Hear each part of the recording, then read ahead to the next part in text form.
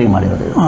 ಇಲ್ಲಿಂದಲೇ ನೀವು ಇದರಿಂದ ಕ್ರ್ಯಾಶ್ ಆಗಲ್ಲ, ಇದರಿಂದ ಯಾವ ಆನ್ ಮಾಡಿದ್ರೆ ಡುಸ್ ಅಂತ ಕಂಟಿನ್ಯೂಸ್ ಅದು ನಿಮ್ಮ ತಲೆಗೆ ಇದೇ ಇಲ್ಲ ಅಂದರೆ ಟೈಮೇ ಇರೋದಿಲ್ಲ, ಅಷ್ಟು ಡೇಂಜರ್ ಅದು. ನಿಮ್ಮಲ್ಲಿ ನಮಗೆ skill set problem, skill set.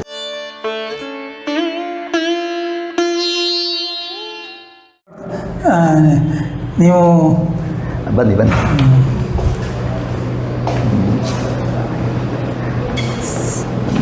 ಇದು ನಿಮ್ಮ ಸ್ಟಾಫ್ 42 ಜನ.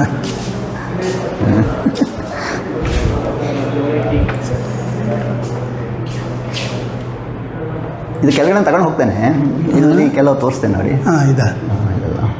ಇದೆಲ್ಲ ಮಾಡಿ ಇದು ನೋಡಿ, ಇದು ಫಾರ್ US ಕಸ್ಟಮರ್ ಮಾಡಿರೋದು. US-ಗೆ ಇದು eVTOL ಅಂತ ಹೊಸ ಸ್ಟಾರ್ಟ್ ಆಗಿದೆ. ಅಂದರೆ ಏರ್ಕ್ರಾಫ್ಟ್ ಇರುತ್ತಲ್ಲ, ನಾವು ಮಾಡೋದೆಲ್ಲ ಬೇರೆ ಏರ್ಕ್ರಾಫ್ಟ್ ಎಲ್ಲ ಇದರಲ್ಲ, ಯಾವುದರಲ್ಲಿ ಪೆಟ್ರೋಲ್ ಹಾಕಿ ಮಾಡೋದು. ಇದು ಇವಾಗ ಬ್ಯಾಟ್ರಿ ಆಪ್ರೇಟೆಡ್ ಬಂದಿದೆ. ಇದು ಏನು ಮಾಡ್ತದೆ ಫ್ಲೈಟಲ್ಲಿ? ಇದು ಅಲ್ಲಿ 800 ವೋಲ್ಟ್ಸ್ ಇರುತ್ತೆ, ಅದನ್ನು 28 ವೋಲ್ಟ್ಸ್ ಮಾಡುತ್ತೆ. ನಿಮ್ಮ ವೋಲ್ಟೇಜನ್ನು ಕಡಿಮೆ ಮಾಡ್ತದೆ. ಐಸೋಲೇಟೆಡ್ ಪವರ್ ಸಪ್ಲೈ ಅಂತ. ಅದರಿಂದ ಫ್ಲೈಟಿಗೆ ಏನು ಯೂಸ್ ಆಗುತ್ತೆ? ಯಾವುದು ಅದು? ಈಗ ಅಲ್ಲಿ ಇರೋದು ಏರ್ಕ್ರಾಫ್ಟ್ನಲ್ಲಿ 800 ವೋಲ್ಟ್ಸ್ ಮಾತ್ರ ಇರೋದು. ಬಟ್ ನಿಮ್ಮದಲ್ಲಿ ಎದುರುಗಡೆ ಎಲ್ಲ ಕಾಕ್ಪಿಟ್ಟದೆಲ್ಲ ನೋಡಿದ್ರೆ ಅದೆಲ್ಲ 28 ವೋಲ್ಟ್ಸ್ ವರ್ಕ್ ಆಗುತ್ತೆ. ಅಲ್ಲಿಂದ ಇಲ್ಲಿಗೊಂದು ಬೇಕಲ್ಲ ಕನ್ವರ್ಷನ್ಗೆ.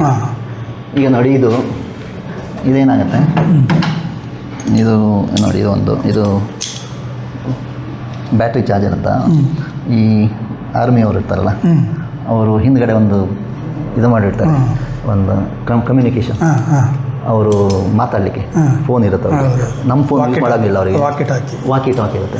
ಅದಕ್ಕೆ ಅದು ಚಾರ್ಜಿಂಗು ಮತ್ತು ಇದು ಮಾಡುತ್ತಿದೆ. ಅದು ಮಾಡೋದು ಪೈಲಟ್ ಅದು ಲೈಟ್ ವೆಯ್ಟ್ ಇರಬೇಕು, ಕಡಿಮೆ ರೇಟಲ್ಲಿ ಇರಬೇಕು, ಪ್ಲಸ್ ಗಟ್ಟಿ ಇರಬೇಕು. ಅದಕ್ಕೆ ನೋಡಿ ಗಟ್ಟಿ ಇದೆ ನೋಡಿ, ಅದು ಬಿದ್ದರೂ ಏನು ಹಾಳಾಗಲ್ಲ, ಅದೆಲ್ಲ ಟೆಸ್ಟು ಪಾಸ್ ಆಗಿರುತ್ತೆ. ಅದಕ್ಕೆ ಈಗಾಗಲೇ ಇರುವಂಥದ್ದು ಬೇರೆ ದೇಶದವ್ರು ನಿಮಗೆ ಕೊಡ್ತಾ ಇಲ್ಲ. ಅದಕ್ಕೆ ಅಂತಲ್ಲ, ಕಾಸ್ಟ್ ಹೆಚ್ಚಾಗುತ್ತೆ. ಅದಕ್ಕೆ ನಮ್ಮ ಹೆಸರಲ್ಲಿ ಈಗ ರಕ್ಷಣೆ ಕ್ಷೇತ್ರ ನಮ್ಮ ಸಹ ಮಹಾಯುದ್ಧ ಆದಮೇಲೆ ಹಲವಾರು ಅನಿವಾರ್ಯತೆಗಳು ಸೃಷ್ಟಿಯಾದ ಕಾರಣ ಕೆಲವು ಅನ್ವೇಷಣೆಗಳು ಹೆಚ್ಚಾಯಿತು. ಆಗ ಅಲ್ಲಿನ ಫ್ರೆಂಚ್ ರೆವಲ್ಯೂಷನ್ನು ಇದೆಲ್ಲ ಹಾಗೆ ಕಾರಣ ವೈಜ್ಞಾನಿಕ ಇದೆಲ್ಲ ಆಯಿತು. ಅನಿವಾರ್ಯತೆಯೇ ವಿಜ್ಞಾನದ ಮೂಲ ಅಂತ. ಅದು ಕರೆಕ್ಟ್. ಅದು ನೋಡಿ, ಇದು ಅಮೇರಿಕಾದವರಿಗೆ ಮಾಡಿರೋದು. ಇದು ಅಮೇರಿಕಾದಲ್ಲಿ ಒಂದು ಕಂಪ್ನಿಯವರಿಗೆ ಮಾಡಿರೋದು. ಇಲ್ಲಿಂದಲೇ ನೀವು ಮಾಡಿಸ್ತೀರಿ? ಮಾಡಿ ಕಳಿಸ್ಬೋದು. ಅದೇನು ಬಿಟ್ಟು ಟೆಂಡರ್ ಕರೀತಾರೆ ಏನದು? ಅಮೇರಿಕಾದವ್ರದ್ದು ಹಾಗಲ್ಲ, ಅವರಿಗೆ ನಾವು ಪ್ರೆಸೆಂಟೇಷನ್ ಕೊಡ್ಬೋದು, ನಮ್ಮದು ಏನು ಕೆಪಾಬಿಲಿಟಿ, ನಮ್ಮದು ಸ್ಕಿಲ್ ಸೆಟ್ಸ್ ಏನು, ನಾವು ಏನೆಲ್ಲ ಮಾಡ್ತೇವೆ ಅಂತ ಹೇಳಿ ಕೊಟ್ಟರೆ ಅವರು ಡಿಸ್ಕಸ್ ಮಾಡಿ ಇವರಿಗೆ ಕೆಪಾಸಿಟಿ ಇದೆ ಅಂತ ಅವ್ರಿಗೆ ಕನ್ವಿನ್ಸ್ ಆದರೆ ಆರ್ಡರ್ ಮಾಡ್ತಾರೆ. ಇಂಥ ಕಂಪನಿಗಳು ಎಷ್ಟಿದೆ? ಎಲ್ಲೂ ನಿಮ್ಮಂಥ ಕಂಪನಿಗಳು ಇಂಡಿಯಾದಲ್ಲಿ ಒಂದು 300-400 ಇರ್ಬೋದೇ? ಇರುತ್ತೆ ಅನಿಸುತ್ತೆ. ಇರ್ಬೋದು. ಇದು ನಿಮ್ಮ ಕ್ಯಾಲೆಂಡರ್, ಪ್ರತಿ ವರ್ಷ ನೀವು ಮಾಡ್ತಾ ಇರೋ ಕ್ಯಾಲೆಂಡರ್. ನೀವು ಪ್ರತಿ ವರ್ಷ ಅದು ರಘುಪತಿಯವರು ಮಾಡಿದ್ದು, ನೀವು ಪ್ರತಿ ವರ್ಷ ನಾಗನಾಥ್ ಅವರು ಮಾಡಿದ್ದು. ಪ್ರತಿ ವರ್ಷ ಅದರ ಬಗ್ಗೆ ಒಂದು ತೋರಿಸೋಣ. ಇದೆಲ್ಲ ಈ ಫುಡ್ ಇಂಡಸ್ಟ್ರಿಯಲ್ಲಿ ಯಾವುದು ನಿಮ್ಮ ಅಲ್ಲಿ ಮೇಲೆ ಬಾಹ್ಯಾಕಾಶ ವಿದ್ಯೆ ಊಟಗಳು ನಮ್ಮದು ಎಲೆಕ್ಟ್ರಾನಿಕ್ಸ್ ಮತ್ತು ಮೆಕ್ಯಾನಿಕಲ್. ನಮ್ಮ ಟೀಮ್ ಏನಿದೆ ಅಲ್ಲಿ ಮೆಕ್ಯಾನಿಕಲ್ ಇರ್ತಾರೆ, ಕ್ವಾಲಿಟಿ ಅವರು ಇರ್ತಾರೆ. ನಿಮ್ಮಲ್ಲಿ ಎಲೆಕ್ಟ್ರಿಕಲ್ ಇಂಜಿನಿಯರು, ಮೆಕ್ಯಾನಿಕಲ್ ಇಂಜಿನಿಯರ್, ಅವರು ಎಲೆಕ್ಟ್ರಾನಿಕ್ಸ್. ಕೇಳ ಹೋಗೋಣ, ಆಫ್ ಮಾಡಿ. ಇದು ಪೀಣ್ಯದ ಇದರಲ್ಲಿದೆ. ಇದೆಲ್ಲ ನೀವು ಲೆಕ್ಕ, ಒಂದು ಪ್ಲ್ಯಾನಿಂಗ್ ಎಲ್ಲ ಮಾಡ್ತೀರಿ ನೀವು. ಇದರಲ್ಲಿ ನಿಮಗೆ ಒಂದು ಅನ್ವೇಷಣೆಯಲ್ಲಿ ಇಷ್ಟು ಕಾಸ್ಟ್ ಲಾಸ್ಟ್ ಆಗುತ್ತೆ, ಇಷ್ಟು ಟೈಮ್ ವೇಸ್ಟ್ ಆಗುತ್ತೆ, ಅವರ ಸ್ಯಾಲರಿ ಎಲ್ಲ ಕೊಡಲೇಬೇಕಾಗುತ್ತೆ.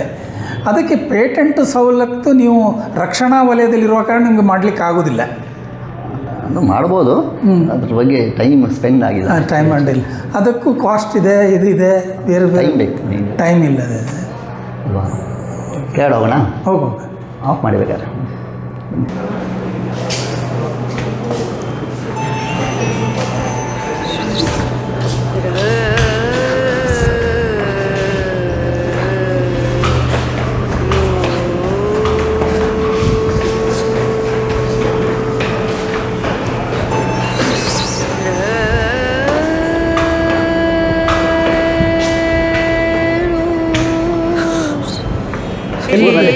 ಎಲ್ಲಿ ಅಲ್ಲಲ್ಲ ಇಲ್ಲಲ್ಲ ಇಲ್ಲಿ ಊರಿನಲ್ಲಿ ಮಂಗಳೂರು ಎಲ್ಲಿ ಹಾಸ್ಪಿಟ್ಲು ವಿಜಯ್ ನೀವು one of the partner business jets ಅಂತ ಇದೆ. ಬಿಸ್ನೆಸ್ ಜೆಟ್ಸ್ ಹಾಂ ನಾರ್ಮಲ್ ಗೋಯಿಂಗ್ ಅವ್ರದ್ದಲ್ಲ. ಹೌದೌದು ಇದು ಬಿಸ್ನೆಸ್ ಜೆಟ್ಸ್ ಅಂದರೆ ಅದು ಅವ್ರದ್ದೇ ಇರುತ್ತೆ. ಹೌದು ಅದೇ ಪರ್ಸನಲ್. ಇಲ್ಲಿ ಇವರಿಗೆಲ್ಲ ಮೊನ್ನೆ ಸತೀಶ್ ಜಾರಕಿಹೊಳಿಗೆಲ್ಲ ಬಂದ್ರಲ್ಲ. ಹೌದು ಅಲ್ಲಿ ದೊಡ್ಡ ದೊಡ್ಡ ಕಂಪ್ನಿ ಗಲ್ಫ್ ಸ್ಟ್ರೀಮ್ ಅಂತ ಇದೆ, ಡಸಾಲ್ಟ್ ಅಂತ ಇದೆ, ಎಂಬ್ರಾಯರ್ ಅಂತ ಇದೆ. ಅವರೆಲ್ಲ ಈ ಬಿಸ್ನೆಸ್ ಜೆಟ್ಸ್ ಮಾಡ್ತಾರೆ. ಒಂದು 3-4 ಕಂಪ್ನಿ ಇದೆ ವರ್ಲ್ಡ್ ವೈಡ್. ಅದರಲ್ಲಿ ಅದು ಭಾಳ ಪಾಶ್ ಆಗಿರುತ್ತೆ ಒಳಗಡೆ. ಅದರಲ್ಲಿ ಮೈಕ್ರೋ ಓವನ್ ಅಂದರೆ ಇದು ನಾವು ಮಾಡಿರೋದು. ಮೈಕ್ರೋ ಓವನ್ ಅಲ್ಲಿ ಮೈಕ್ರೋ ಓವನ್ ಇರುತ್ತೆ, ಅವ್ರು ಗ್ಯಾಲಿ ಅಂತ ಇರುತ್ತೆ. ಅವ್ರು ಏನೋ ತಿನ್ನುವಾಗ ನೀವು ಹೀಟ್ ಮಾಡಬೇಕಲ್ಲ. ಇದು ನಾರ್ಮಲ್ ಇದಲ್ಲ, ಇದು ಬಿಲ್ ಕ್ವಾಲಿಫೈಡ್. ಇದೇನಿದೆ ಮೈಕ್ರೋ ಓವನ್. ಮೈಕ್ರೋ ಓವನ್ ಈಗ ಅದು ಸ್ವಲ್ಪ ಮುಚ್ಚಿ ಸರ್. ಏನು ಇದು ಇದೆಯಲ್ಲ, ಇದು ಇದು ಪರ್ಸನಲ್ ಜೆಟ್ಟಿನಲ್ಲಿ ಯೂಸ್ ಮಾಡುವ ಮೈಕ್ರೋ ಓವನ್ ಮಾಡಿದ್ದು. ಈಗ ಮೈಕ್ರೋ ಓವನ್ನು, ಇದು ಕನ್ವೆಕ್ಷನ್ ಓವನು, ಇದು ವೈನ್ ಚೀಲ. ಈ ವೈನ್ ಇದರೊಳಗಡೆ ಇಡ್ತಾರೆ. ವೈನ್ ಇಡ್ತಾರೆ. ಈಗಿರುವ ಜೆಟ್ ವಿಮಾನದಲ್ಲಿ ಈ ಸವಲತ್ತು ಇಲ್ವಾ? ಇದೆ, ನಾವು ಇಲ್ಲಿಂದ ಮಾಡಿ ಕಳಿಸ್ತೇವೆ. ಅದೇ ಹೇಳಿದ್ನಲ್ಲ, 4 ಕಂಪ್ನಿ ಇದೆಯಲ್ಲ, ಅವರು ಏನು ಇದು ಮಾಡ್ತಾ ಇದ್ದಾರೆ, ಬಿಸ್ನೆಸ್ ಜೆಟ್ಸ್ ಮಾಡ್ತಾ ಇದ್ದಾರೆ. ಅದಕ್ಕೆ ಬೇಕಾಗಿರೋ ಇದೆಲ್ಲ ಬೇಕಲ್ವ ಅದಕ್ಕೆ, ಅದರೊಳಗಡೆ ಅದನ್ನು ನಾವು ಇಲ್ಲಿ ಕಂಟ್ರೋಲ್ ಸಿಸ್ಟಮ್ ಅಂತ ಮಾಡಿ ಕಳಿಸ್ತೀವಿ. ಇದನ್ನು ನೀವು ಇಂಪ್ರೂವ್ಮೆಂಟ್ ಮಾಡ್ತಾನೆ ಇರ್ತೀರಿ. ಇದು ಸರ್ಟಿಫಿಕೇಶನ್ ಆಗಬೇಕು. ಇದು ನಾನು ಆಗ ಹೇಳಿದ್ನಲ್ಲ, ಇದು ಇದಾದರೆ ಯಾವ್ದು ಹೇಳ್ತೀರಾ, ಏರ್ಕ್ರಾಫ್ಟಿಗಾದರೆ ಹಿಂಗೆ ಮಾಡಿ ಇಲ್ಲಿ ವರ್ಕ್ ಆಯಿತು ಅಂತ ಕೊಡೋಂಗಿಲ್ಲ. ಅದು 30-40 ಟೆಸ್ಟ್ ಪಾಸ್ ಆಗಬೇಕು. ಅದಕ್ಕೆ FAA ಸರ್ಟಿಫಿಕೇಶನ್ ಅಂತ ಅವರು ಸೈನ್ ಮಾಡ್ತಾರೆ. This particular thing can be put it to aircraft. ಇದರಿಂದ ಕ್ರ್ಯಾಶ್ ಆಗಲ್ಲ, ಇದರಿಂದ ಯಾವುದೇ ಪ್ರಾಬ್ಲಮ್ ಇಲ್ಲ. ಎಷ್ಟೇ ಆಲ್ಟಿಟ್ಯೂಡಿಗೆ ಹೋದರೂ ಇದು ವರ್ಕ್ ಆಗಿಬಿಟ್ಟು ಅಲ್ಲಿ ಹೋದಾಗ ಇದು ಬ್ಲಾಸ್ಟ್ ಆಯ್ತು ನಡುವೆ ಕೊನೆ ಏರ್ಕ್ರಾಫ್ಟೇ ಬಿದ್ದೋಗುತ್ತಲ್ಲ, ಅದು ಯಾವುದು ಆಗಬಾರ್ದಲ್ಲ. ಅದಕ್ಕೆ ಅವರು ಕಣ್ಣಿಗೆ ಎಣ್ಣೆ ಹಾಕಿಬಿಟ್ಟು ಪ್ರತಿಯೊಂದು ಟೆಸ್ಟ್ ಮಾಡಿ ಸೈನ್ ಮಾಡ್ತಾರೆ. ಈಗ ನಿಮ್ಮ ಒಂದು ಎಕ್ಸಾಂಪಲಲ್ಲಿ ಈ ಒಂದು ಮಿಷಿನ್ ಏರ್ಕ್ರಾಫ್ಟ್ ಮೇಲೆ ಹೋದಾಗ ನಿಲ್ಲುವುದಿಲ್ಲ ಅಂತ ಮಾಡೋದಕ್ಕೆ ಅದಕ್ಕೇನಾದ್ರು ಒಂದು ಅದೇ ಸರ್ಟಿಫಿಕೇಶನ್ ಅಂತ ಇಲ್ಲಿ ಅದನ್ನು ಹೇಗೆ ಟೆಸ್ಟ್ ಮಾಡ್ತಾರೆ ಅಂತ? ಇಲ್ಲಿ ಥರ್ಮಲ್ ಚೇಂಬರ್ಸ್ ಎಲ್ಲ ಇದೆ. ಥರ್ಮಲ್ ಅದರ ಒಂದು ತದ್ರೂಪಿ ವ್ಯವಸ್ಥೆಯನ್ನು ಮಾಡಿ ಅಲ್ಲಿ ಇಟ್ಟು ನೋಡ್ತೀರಿ.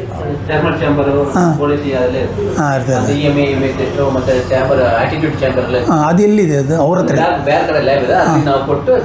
ಹತ್ರ ಪೀಣ್ಯದಲ್ಲೂ ಇದೆ.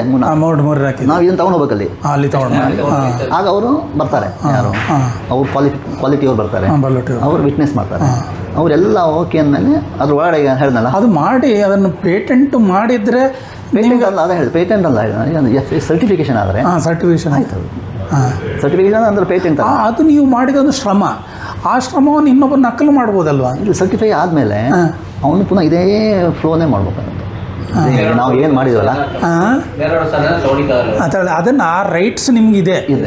ಅದಕ್ಕೆ ಈಗ ಮಾಡಿದ್ವಲ್ಲ ಅವ್ರಿಗೆ ನಮ್ಮ ಹತ್ರನೇ ತಗೊಳ್ತಾರೆ, ಯಾಕಂದ್ರೆ ಇದು ಸರ್ಟಿಫೈ ಆಗಿದೆಯಲ್ಲ. ಸರ್ಟಿಫೈ ಇದೆ. ಸರ್ಟಿಫೈ ಅಂದರೆ ಈಗ ಮತ್ತೊಂದು ಯುನೀಕ್. ಈಗ ಇನ್ನೊಬ್ಬರ ಕಂಪನಿಯಲ್ಲಿ ಮಾಡಿದರೆ ಬೇರೆ ರೀತಿ ಇರ್ತದೆ. ಯುನೀಕ್ನೆಸ್ ಶ್ರಮ ಕೊಡಬೇಕು. ಅದೇ ಶ್ರಮ ಮಾಡಬೇಕು.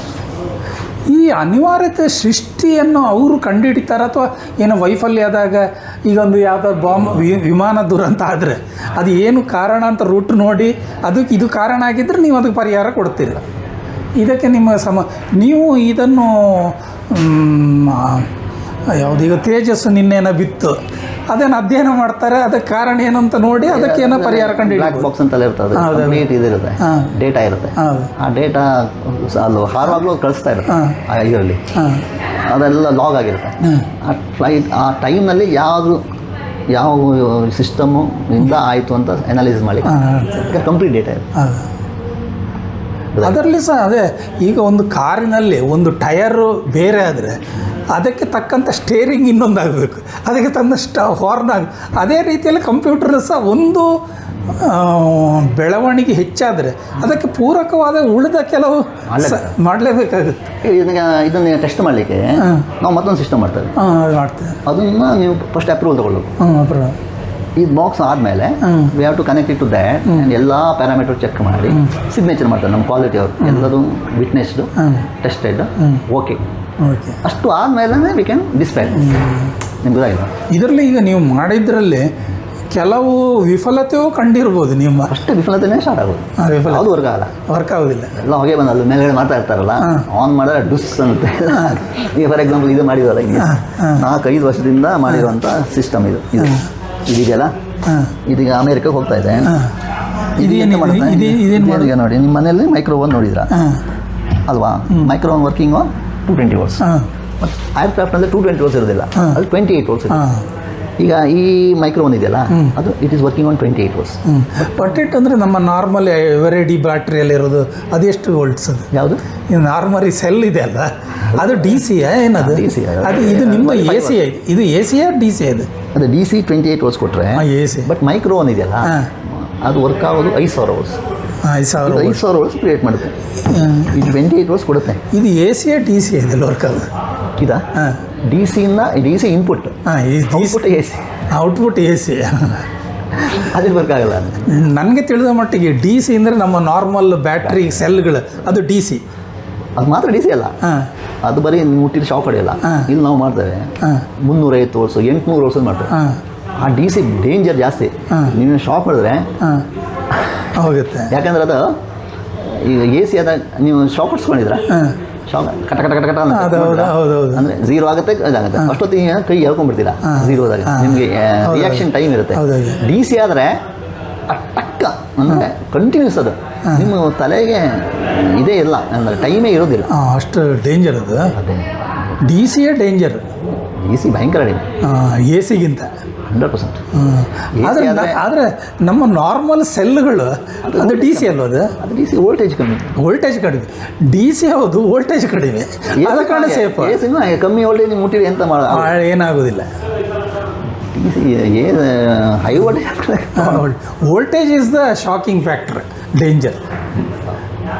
ವೋಲ್ಟೇಜ್ ಅದನ್ನು ನೀವು ಎ ಸಿ ಡಿ ಸಿ ಇದೆಲ್ಲ ಬೇಕಾಗುತ್ತೆ. ಈ ವಿಮಾನದಲ್ಲೆಲ್ಲ ಈ ಆಲ್ಟರ್ನೇಟ್ ಕರೆಂಟಿಗೆ ಅಲ್ಲಿಂದ ವಯರ್ ಎಳಿಲಿಕ್ಕೆ ಆಗೋದಿಲ್ಲ, ಅದಕ್ಕೆ ಡಿ ಸಿಯೇ ಬೇಕು ಒಳಗಡೆ. ಈಗ ಕಾರ್ ಥರ, ಕಾರಿಗೆ ವಯರ್ ಎಳಿಲಿಕ್ಕೆ ಇಲ್ಲ, ಅದು ಡಿ ಸಿನೇ ಇರೋದು. ಅದು ಡಿ ಸಿ. 12 volts. ಅದು ವೋಲ್ಟೇಜಲ್ಲಿ ನೀವು ಮಾಡಿ ಇಂಥ ಅನ್ವೇಷಣೆ ನೀವು ಈಗ ಒಂದು 35 ಇದೆಲ್ಲ ಮಾಡ್ಬೇಕು. ಈಗ ಇದೆಲ್ಲ ಈಗ ಕಂಪ್ಲೀಟ್ ಇಲ್ಲ ಡಿಸೈನ್ ಮಾಡೋದು. ನಿಮ್ಗೆ ಇದು ಪಿ ಸಿ ಬಿ ಅಂತಾರೆ, ಪಿ ಸಿ ಬಿ ಎಲ್ಲ ಇಲ್ಲ ಡಿಸೈನ್ ಮಾಡಲ್ಲ. ಮೇಲ್ಗಡೆ ಇದ್ದಾರಲ್ಲ ಆ ಹುಡುಗರು ಎಲ್ಲ ಈ ಥರ ಹಲವಾರು ಪಿ ಸಿ ಬಿಗಳ ಒಂದು ಸಂಯುಕ್ತ ಇದೊಂದು ಪಿ ಸಿ. ಸಣ್ಣದರಲ್ಲಿ ಈ ಮೊಬೈಲಲ್ಲಿರೋದು ಸಣ್ಣದು, ಅದರ ಅಷ್ಟನ್ನು ಕಂಪ್ರೆಸ್ ಮಾಡಿ ವೇಪರ್ಸ್ ಅಂತ ತೈವಾನಲ್ಲಿ ಮಾಡ್ತಾರಲ್ಲ, ಆ್ಯಸಿಕ್ ಡಿಸೈನ್. ಬಟ್ ನಿಮ್ಮ ಮಗಳು ಮತ್ತು ಇವರು ಅದನ್ನೇ ಮಾಡ್ತಾರೆ ಅಂತ. ಆ್ಯಸಿಕ್ ಇಂಟೆಲ್ ಇದ್ದರೆ ಅವರು ಅದನ್ನು ಮಾಡಬೇಕು. ಅದೇ ಆ ತಂತ್ರಜ್ಞಾನ ಇನ್ನು ಭಾಳ ದೂರದಲ್ಲಿದೆ, ಮಾಡಬೇಕಷ್ಟೇ. ತುಂಬ ಟೈಮ್ ಹೋಯಿತು. ನಾವು ನಿಮ್ಮ ಈಗ 35 ವರ್ಷದ ಜರ್ನಿಯಲ್ಲಿ ಸಾಧಾರಣ ಇಂಥ ಒಂದು ಎಷ್ಟು ಉಪಕರಣಗಳನ್ನು ಮಾಡಿರ್ಬೋದು? ಸಿಕ್ಕಾಬಟ್ಟೆ. ವರ್ಷದಲ್ಲಿ ಒಂದು 26 ಮಾಡಲೇಬೇಕು. 15 ಇಂಟು 300 ಅಂದರೆ ಒಂದು 300-350 ಮಾಡಿರ್ಬೋದು ನಿಮ್ಮ ಕಂಪ್ನಿ. ಅಲ್ಲಿ ಆಗೋದಿಲ್ಲ, ಮಾಡ್ತಾನೆ ಇರೋದು ಅಲ್ವಾ? ಹೊಸ ಅನಿವಾರ್ಯತೆಗಳನ್ನು ನೀವು ಸೃಷ್ಟಿ ಮಾಡ್ತಾನೆ ಇರ್ತೀರಿ. ಇದಕ್ಕೊಂದು ಟೈಮು ಲಿಮಿಟು ಸಹ ಹಾಕ್ಲಿಕ್ಕೆ ಆಗೋದಿಲ್ಲ, ಇಷ್ಟು ವರ್ಷದ ದಿನದೊಳಗೆ ಮಾಡಬೇಕು ಅಂತ. ಅದೇ ಪಾಸ್ ಆಗಲೇಬೇಕಲ್ಲ, ಅನ್ಲೆಸ್ ಯು ಪಾಸ್ ಇಟ್ಟರೆ ಅದು ಯೂಸ್ ಮಾಡ್ಲಿಕ್ಕೆ ಆಗಲ್ಲ. ಅದನ್ನು ಗವರ್ನಿಂಗ್ ಬಾಡಿ ಯಾವುದೋ ಒಂದು ನಾ ಹೇಳ್ದಲ್ಲ, ಅದು ಯಾವುದೋ ಒಂದು ಆಲ್ಟಿಟ್ಯೂಡ್ನಲ್ಲಿ ಟೆಸ್ಟ್ನಲ್ಲೋ ಅಥವಾ ವೈಬ್ರೇಷನ್ ಟೆಸ್ಟ್ನಲ್ಲೋ, ಸೈನಸಾಯ್ಡಲ್ ವೈಬ್ರೇಷನ್ ಎಲ್ಲಿ ಬೇಕಾದ್ರೂ ಅದು ಫೇಲ್ ಆಗೋದು. ಇದರಲ್ಲಿ ಕರಪ್ಷನ್ ಏನಿರೋದಿಲ್ಲ, ಯಾಕೆಂದರೆ ಅದು ಅಲ್ಲ ಹೋದ್ಮೇಲೆ ಎಲ್ಲ ಕರಪ್ಷನ್ ಆಗುತ್ತೆ. ಏರ್ಕ್ರಾಫ್ಟ್ನಲ್ಲಿ ಕರಪ್ಷನ್ ಮಾಡಲಿಕ್ಕೆ ಹೌದಲ್ಲ. ಇಲ್ಲಿ ಸಹ ಗೌರ್ಮೆಂಟ್ ಅಥಾರಿಟೀಸ್ಗಳಲ್ಲಿ ಅದರಲ್ಲಿ ಮಾಡಲೇಬೇಕು. ನಮಗೆ ಕಷ್ಟ. ಪ್ರೊಡಕ್ಷನ್ಗೆ ಹೋದ್ಮೇಲೆ ಫಸ್ಟೇ ನೀವು ಪಕ್ಕ ಮಾಡಿದ್ರೆ ಕೂಡ 100 ಮಾಡ್ತೀರಾ ಅಂತ ಇಟ್ಕೊಳ್ಳಿ. 100 ಮಾಡಿ ಆದಮೇಲೆ ಪ್ರಾಬ್ಲಮ್ ಗೊತ್ತಾಯ್ತು ಅಂತ ಇಟ್ಕೊಳ್ಳಿ. ಆಗ ಏನಾಯ್ತು ನಿಮಗೆ ಎಲ್ಲ ವಾಪಸ್ ಬಂದುಬಿಡುತ್ತೆ ಫ್ಯಾಕ್ಟ್ರಿಗೆ. ನೀವು ಎಂತ ಮಾಡಲಿಕ್ಕೆ ಆಗೋದು, ಎಲ್ಲ ನೀವು ಇನ್ವೆಸ್ಟ್ ಮಾಡಿದೆಲ್ಲ ಹೋಯ್ತು ಅಲ್ವಾ? ವಾಪಸ್ ಬಂದರೆ ಎಂತ ಮಾಡ್ತೀರಾ ಅವರು? ಮಾಡಿದ್ದಾರೆ. ನೀವು ಒಂದು ಮೊಬೈಲ್ ತಗೊಳ್ತೀರಾ, ಈ ಒಂದು ಪ್ರೋಟೋಟೈಪ್ ಮಾಡೋದು ಕಷ್ಟ, ಆಮೇಲೆ ಅದು ಒಂದ್ಸತಿ ಅಪ್ರೂವ್ ಆದರೆ ಎಷ್ಟು ಬೇಕಾದ್ರೆ ಮಾಡೋದು, ಪಕ್ಕ ಮಾಡೋದು ಕಷ್ಟ. ಪಕ್ಕ ಮಾಡೋದು. ಆಮೇಲೆ ಆರ್ಡರ್ಗಳು ಎಷ್ಟು ವಾಲ್ಯೂಮಲ್ಲಿ ಇರ್ತದೆ? ಕಮ್ಮಿ ಅದು ಏರ್ಕ್ರಾಫ್ಟ್ ಅಲ್ಲ ಅಂತ. ಇಂಡಿಯನ್ಸ್ ಅಂತೂ ತುಂಬ ಕಮ್ಮಿ ಮಾಡೋದೇ ಇಲ್ಲ ವರ್ಷಕ್ಕೆ. ಅವ್ರದ್ದು ಗಲ್ಫ್ ಸ್ಟ್ರೀಮ್ ಅಂದರೆ 100 ವರ್ಷ ಎಷ್ಟು ಆಯ್ತು, ಅದಕ್ಕೆ ದೊಡ್ಡ ಕಂಪನಿ ಅದು. ಅವರು ವರ್ಷಕ್ಕೆ 100 ಮಾಡಿದರೆ ಜಾಸ್ತಿ. ಅದಕ್ಕೆ ನಿಮ್ಗೆ ಮಾರ್ಜಿನಲ್ಲಿ ಪ್ರಾಫಿಟ್ ಇಟ್ಟು ಒಂದು 10-15% ಮಾಡ್ತೀರಿ. ಅಲ್ಲಿರೋ ಸಸ್ಟೈನಬಿಲಿಟಿ ಇರೋದಿಲ್ಲ, ಹಾಂ ಅಷ್ಟೇ. ಬಿದ್ದೋಗ್ಬಿಡುತ್ತೆ. ನೀವು ಅದರಲ್ಲಿ ಒಬ್ಬರು ಕಂಡಿಡಿದ್ರೆ ಅದಕ್ಕೆ ಅವಾರ್ಡ್ ಗಿವಾರ್ಡ್ ಏನೋ ಕೊಡ್ತೀರಿ, ಇನ್ಸೆಂಟ್ ಹಾಗೇನಿಲ್ಲ? ಇರುತ್ತೆ ಮಾಡಿದ್ರೆ ಜನ ಉಳಿಯೋದಿಲ್ಲ, ಬೆಳೆಯೋದಿಲ್ಲ ಇರೋದು.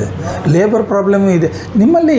ನಮಗೆ ಸ್ಕಿಲ್ ಸೆಟ್ ಪ್ರಾಬ್ಲಮ್, ಬ್ರಿಲ್ವನ್ ಸ್ಕಿಲ್ ಸೆಟ್ ಅಂತ. ಅದು ಆಕ್ಚುಲಿ ಅವರು ಸ್ವಲ್ಪ ಸಮಯ ಆದರೆ ಇನ್ನೊಂದು ಕಂಪನಿ ಸೇರ್ತಾರೆ. ಅಲ್ಲ ಅವರಿಗೆ ಅಲ್ಲ ಅವರು ಡೆವಲಪ್ ಮಾಡ್ಕೊಳ್ತಾರೆ, ಮಾಡ್ತಾರೆ, ಒಂದೊಂದು ಅನ್ವೇಷಣೆ ಮಾಡ್ಕೊಂಡ್ಬಿಟ್ಟು.